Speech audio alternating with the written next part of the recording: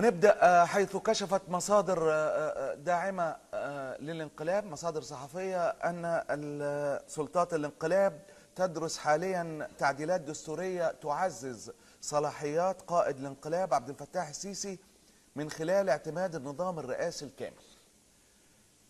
هنحكي. وبحسب جريدة الشروق فإنه سيجري تقليص صلاحيات البرلمان ورئيس الوزراء لصالح مؤسسة الرئاسة بدعوى سوء الوضع الاقتصادي والسياسي والأمني الذي لا يسمح بالنظام السياسي شبه المختلط. التعديلات المقترحة تمنح السيسي حق اتخاذ قرارات للقيام بعمليات عسكرية في الخارج فيلم ليبيا بعد اخطار البرلمان دون شرط الحصول على موافقته كما يقضي الدستور، كما تشمل منح حق اختيار أعضاء الحكومة ومحاسبتهم بغض النظر عن طبيعة تشكيل مجلس النواب. المستشار محمد حامد الجمل رئيس مجلس الدولة الأسبق قال أنه لا يجوز لعبد الفتاح السيسي تعديل مواد الدستور الحالي إلا في وجود البرلمان، وطلب خمس أعضائه تعديله بعد انعقاده، وأيضا في حالة طلب رئيس الجمهورية بشرط موافقة ثلث أعضاء المجلس وتحديد المواد المراد تعديلها، وذلك كما نصت مواد الدستور. وأكد أن السلطة المخولة للرئيس هي إصدار التشريعات فقط لعدم وجود البرلمان، ولا يحق ليه إجراء أي تعديلات على الدستور لعدم منحه هذا الاختصاص، باعتبار أن سلطة التشريع وكلت إليه بشكل مؤقت لحين انتخاب البرلمان. وأوضح الجمل أن صلاحيات الدستور في الدستور الرئيس في الدستور الحالي ضئيلة للغاية، ولم تراعي تقسيم السلطات بشكل متوازي، حيث أعطى الدستور للبرلمان صلاحيات عديدة من الممكن أن تخلق نزاعا بين السلطة التشريعية والتنفيذية بسبب تقليص صلاحيات الرئيس لمصلحة البرلمان. وأكد محمد أنور السادات رئيس حزب الإصلاح والتنمية أن هناك آلية رسمها الدستور لتعديل مواده في وجود مجلس النواب، وبالتالي لا يجوز على الإطلاق إدخال تعديلات على الدستور بعيدا عن هذه الآلية، لأن من شأن ذلك أن يفتح الباب أمام خلافات ونزاعات غاية في الخطورة. الحكاية تاني ببساطة، هو خلينا نستخدم لغة الهندسة، مش الهندسة بيستخدموا فيها ان في خوابير، هو خابور، ما كانش ينفع الخابور يتم اعطائه للبلاد كلها مرة واحدة، كان لازم خطوة في خطوة.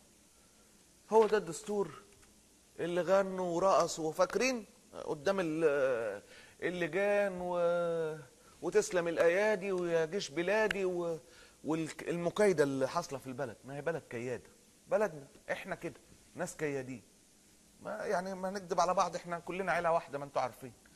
ما علينا، حصل الحكايه وعدى الدستور اللي قال لك شوف الدستور بص، وطلعوا الاشاوس والنشامه واصحاب الياقات البيضاء والليبراليين، حقيقه سمعني سلام كبير للليبراليين والله. المهم طلعوا كلهم وقال لك بص الدستور، بصوا مش الدستور حضرتك، لا كويس، شفتوا دستور اعظم من كده عدى. طبعا الدستور ده عدى فيه حاجات، الكلام ده كمان فيه شيء مهم جدا اللي هو تحصين منصب وزير الدفاع لمدة 8 سنين، ده كمان شيء صعب جدا، السيسي مش قادر يبلعه.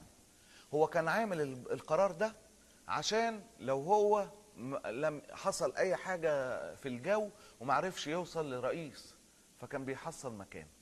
فالنهاردة هو مش الرئيس، والحكاية انتوا فاهمين، ما ينفعش أنا مصر ومصر أنا ولا أريكم إلا ما أرى، هكذا هي الحكاية. فده دي ما تجيش. طيب هو بيجري بعز ما فيه، سيبكم من اللي بيتقال ده، هو بيجري في الضلمة بعز ما فيه عشان إيه؟ يعمل قال إيه؟ ما يطلق عليه مصالحة، مع الاعتذار للمصالحة يعني، اللي هي لا تقبل تحت اي بند ولا تحت اي مسمى، هرينا الموضوع ده قبل كده رغي. فهو ايه، والبرلمان هو زور الدستور، زور الاستفتاء على الدستور، والانتخابات الرئاسيه الطبخ كان طشه الملوخيه ريحتها بانت فيها، الدنيا كلها عرفت، حتى التلفزيون الرسمي بدا يتكلم. ما علينا،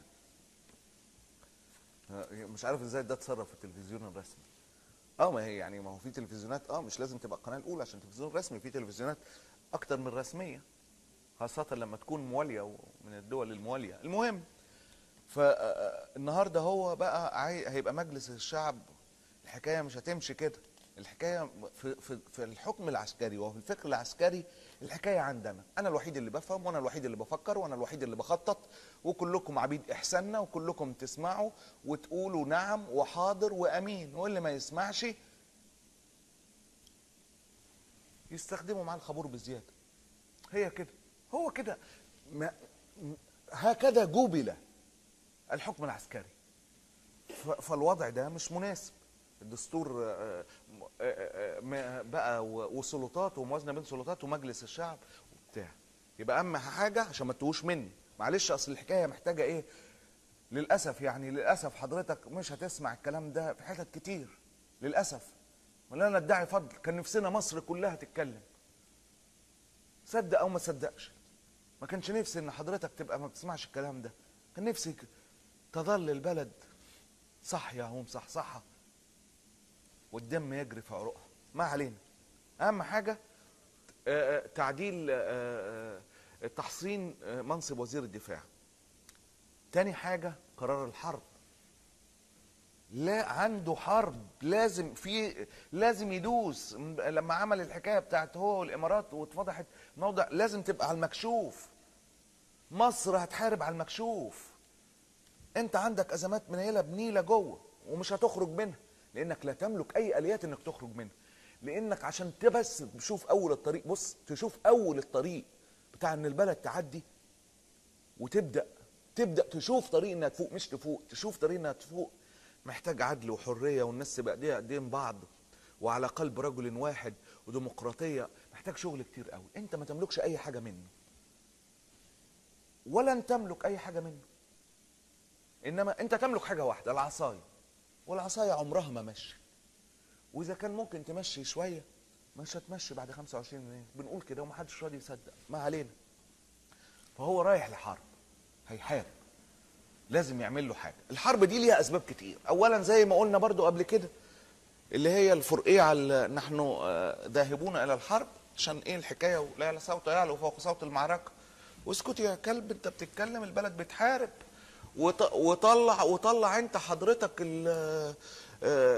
سيب الرغيف، البلد بتحارب. شد الحزام، شد الحزام، الناس اتخنقت من شد الحزام. ده حاجه التانية، طلبات الناس اللي دعمت وعمل. وقلت لكم ليه جه خادم الحرمين وقله طلب، وحكايه داعش وقله ردم. حكينا الحكايه، مش لازم نعيدها كل يوم. وليه الحكايه بداوا يلموا الحكايه في مجلس التعاون الخليجي، وفي طلبات مطلوبه منك في العراق، ومطلوبه منك مع داعش، ومطلوبه منك في ليبيا، عشان يتقفل ملف الناس اللي فكرت في يوم انها تحكم ايا كان، وان الشعب ينال حريته. ده لا يناسب الاسياد. الملف ده لازم يغلق في الابد. وزي ما قال سيد البدوي، لا فض فوه. ليهم يوم جميعا، كما قال السيد البدوي، لا فض فوه ولو 50 سنه عشان البلد تعمل ثوره. هنشوف ان غدا لناظره قريب. فالحكايه، ففي الطلبات دي ما ينفعش كده، النهارده عديناها كده بتاع ومش هتمشي. عايز القرار يبقى عنده. هيسيبوه يروح للقرار عنده ولا لا؟